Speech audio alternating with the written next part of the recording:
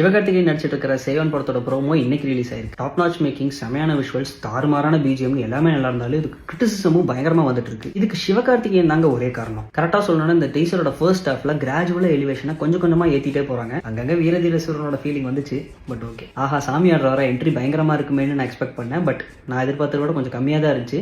அவரோட ஃபேஸில் மேபி இன்னும் கொஞ்சம் எமோட் பண்ணி இருந்திருக்கலாம். ஏன்னா வழக்கமாக இந்த மாதிரி சாமி ஆடுறவங்கன்னா கொஞ்சம் ஆக்ரோஷமாக இருக்கும் இல்லையா ஃபேஸ், அந்த ஃபீலிங் வரவே இல்லைங்க. சரி பிஜிஎம் செமையாக இருக்குது, அப்படியே ஒரு க்ளோஸ் அப் ஷாட் போய் மாசா கட் பண்ணுவாங்கன்னு நினச்சேன். அங்கே தான் தேவையில்லாமல் டைலாக்.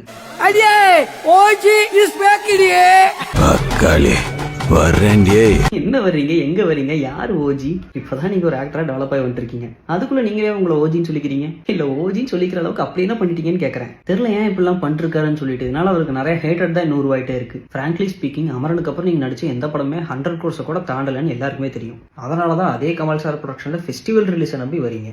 நம்ம எல்லாம் பேசலாமா? இப்படிலாம் பண்ணிட்டு இருக்கிறதுனாலதான் இந்த மாதிரி சும்மா இருக்கிறவங்க கூட உங்களை ஹேட் பண்ண ஆரம்பிச்சிட்டான்.